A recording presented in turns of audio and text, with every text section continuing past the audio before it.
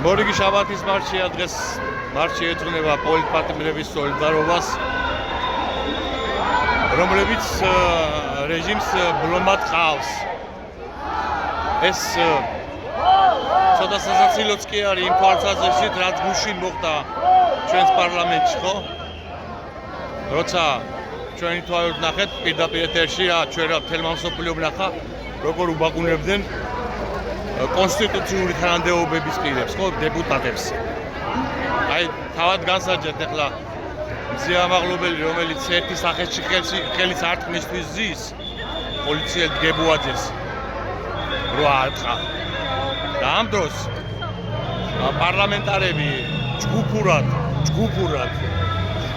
დაესხნენ თავს რამდენიმე დეპუტატს და უშასტიკესაც ცემეს. ეს ჩვენი არაკაცი სპორტსმენების მეთაურობით ტალახაძეები და პეტრიაშვილები, რომლებიც პირადად მონაწილეობდნენ ამ ამბავში და რომლებსაც გარანტიას უაძლევ, რომ როგორც ხელისუფლება შეიცვლება, ისინი სისხლის სამართლის დანაშაულზე აგებენ პასუხს. რაც მათ ჩაიდინეს, ეს სისხლის სამართლის დანაშაული და ვერაფერი ვეღარ უშველით. ისინი ციხეში დალპებიან. აუცილებლად იქიდან გამომდინარე, რაც მათ ჩაიდინეს და არა მარტო ისინი. იქ მონაწილეობდა უმრავლესობის ლიდერი ლევან მაჭავარიანი, კირცხალია თუ ვიღაცა ეგეც ერთ-ერთი უმრავლესობის ლიდერი და ასე შემდეგ. მათი სახეები ამოცნობილი არის, მთელი ყველაფერი გაშიფრულია პირდაპირ ეთერში და ყველა მათგანი პასუხს აგებს. და ამ ყველაფერს როგორც სპორტზე ალუბალი უნდა დაედოს ქართული ოცნების როგორც კრიმინალური ბანდის, კრიმინალური ორგანიზაციის გასამართლება, ხო? რაც გუსინ ჩაიდინეს მათ, ეს არ არის მხოლოდ ერთეული შემთხვევა, ცალკეული კრიმინალებისა. ეს არის სახელმწიფო პოლიტიკა. თუ ამას სახელმწიფო ქვია და თუ ამას პოლიტიკა ქვია, ეს არის დანაშაულებრივი ორგანიზაცია, რომელმაც არც კი შეიმჩნია, მაგალითად, ყობახიძე ხო იჯდა იქ თავის გარემოცვასთან, მინისტრთა კაბინეტთან ერთად, ხო? და ამას ყველაფერს უყურებდა უპრობლემოდ, ისევე როგორც ამას ყველაფერს უყურებდა უპრობლემოდ ეს პაპუასაშვილი, პარლამენტის თავმჯდომარე, რომელმაც ერთი განცხადებაც კი არ გააკეთა მიკროფონში, გაჩერდით ასე შემდეგ, არა მიცა უფლება ყველანაირად, რომ ეცემათ და ეგვემათ ეს გახარიას დეპუტაცია, ხო?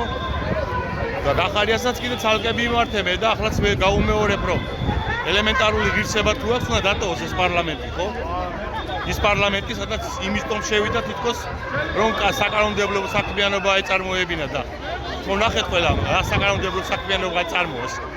ხელისუფლების ელემენტარული კრიტიკის გამო, იმის გამო, რომ მას უხსენეს ალიევთან შეხვედრისაც კუთხეში ძაღლივით დგომა, ძაღლივით მე დავამატე, ძაღლი არ უხსენებია გამომცემ გიორგი შარაშიძეს, უბრალოდ შეახსენეს, რომ კუთხეში იდგა და ეს არის მისი სტატუსი. არაფერი არ არის. და ამის გამო გამწარებულმა ქოცება მოუწყეს ეს მართლობის ღამე. ხო და ყოველივე ამის შემდეგ თუ გახარია კვლავაც არ გამოიყვანს თავის პარტიას პარლამენტიდან, მაშინ იმაზე მეტი სირი ყოფილა, ვიდრე აქამდე გვეგონა. იმიტომ რომ ელემენტარული არის, ხო, ლოგიკა ამაში, რომ ისევ ერთპარტიულ ბოსელში უნდა დატოვოს ეს ქოძბანდა, რაც გაუправა და შეეტენა იმ პარლამენტში.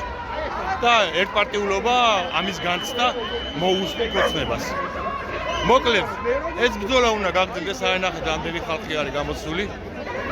გამორიცხულია რუსეთს რომ დედაეთქნება, ამას ყველა ხედავს, შეგიძლიათ გადაათვალიეროთ ჩემი Facebook გვერდი, ყოველდღიურად უამრავი დამადასტურებელი ფაქტებია ამისი. პატრონი ეთქნება, რო ითქვენ, ეს ვარიანტი არის. ქართული ოცნების დედაურდო, მშობლიური დედაურდო დაშლის პირას არის. აქედან გამომდინარე, მისი დასუსტება კიდევ უფრო სწრაფი ტემპით წარიმართება. რუსეთს უკან ვერაფერი მოაბრუნებს, როგორც აი საფლავიდან ვეღარ წამოაყენებს. მყდარს ისე რუსეთს არაფერი ეშველება. ბენზინის და საწვავის წარმოებელ ქვეყანას მსოფლიოში ერთ-ერთ ყველაზე დიდს, იმის თავი არა აქვს, რომ საწვავის დეფიციტი აღმოფხვრას და რაც ყველაზე მნიშვნელოვანი ახლა მომავალი მოსავლის აღების უფლებაც კი წაართვა საკუთარ თავს, იმიტომ რომ დიზელის საწვავი არა აქვს და სმარცულეულის მოსავალს ვერ იღებს. ამაზე კნავის და ტირის მათი სოფლის მეურნეობის მინისტრი ოქსანა ლიუდი, რომელიც ღიად აცხადებს, რომ ბოლო 35 წლის მანძილზე ყველაზე მძიმე მოსავალი გვექნებაო. და იქ ფაქტობრივად ჩიმშილობა იწყება.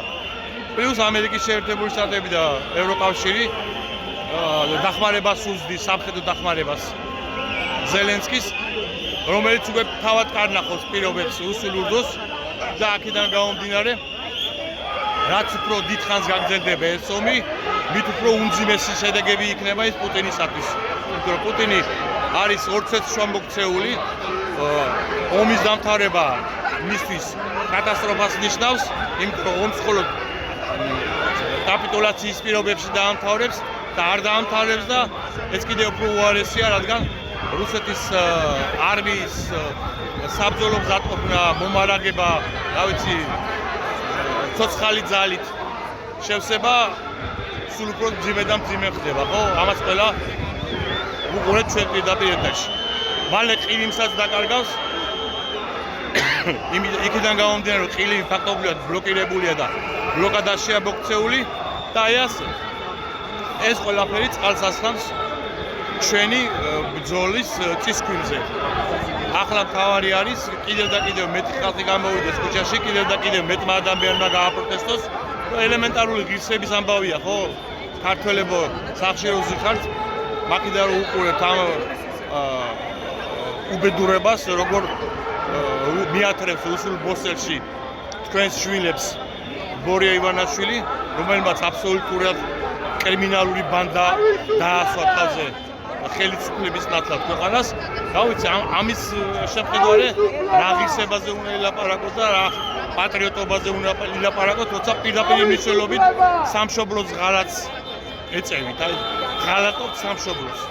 იქიდან გამომდინარე, რომ რუსულ საოკუპაციო კოლონიურ რეჟიმს არ ეწინააღმდეგებით. შეწინააღმდეგებას შეხლა იმას ყარავენ აქ რომ მაინც ხმალი შიშლო და დიდგორის ველზე გაიჭრათ. გააპროტესტეთ. 1 საათი მაინც გამოდით ქუჩაში იმისათვის, რომ რეჟიმა დაინახოს, რომ ბევრი ვარ. და რეჟიმის კუთხეში მომწყდეულ ამ ვირთხების ბანდას ისედაც ისტერიკა აქვს და რაც უფრო მეტი ხალხი გამოვა, რაც უფრო მეტი ხალხი ჩაერთვება ბრძოლაში, მით უკეთესი იქნება, რაც შეიძლება სწრაფად დავამთავროთ ეს საქმე და გავათავისუფლოთ ჩვენი სამშობლო ამ რუსული კოწბანდისგან, ხო? ეს ბრძოლა აუცილებლად დამთავრდება ხალხის გამარჯვებით, წარმოუდგენელი არის. ეს გარდაუვალი არის. მაგრამ აქ ლაპარაკია იმაზე, რამდენ დროს დავკარგავთ ამაში და რამდენად დიდ ზიანს მივიღებთ ჩვენი სამშობლო იმ თითოეული დღისგან, რომლის განმავლობაში ეს კოწბანდა იმყოფება ხელისუფლებაში. აი ასე, ბრძოლა ბოლომდე იხარეთ იმრავლე წარმატებები და ხალხის სიმრავლე აუცილებელია ამ ბრძოლაში. უფალი თქვენსკენ გავცელეთ ეს ვიდეო ბევრმა ადამიანმა ნახოთ და ბევრმა გამოიწეროთ ჩემი გვერდი თქვენი შემართებით ერთად ვებრძოლოთ ამ რუსულ კოწბანდას.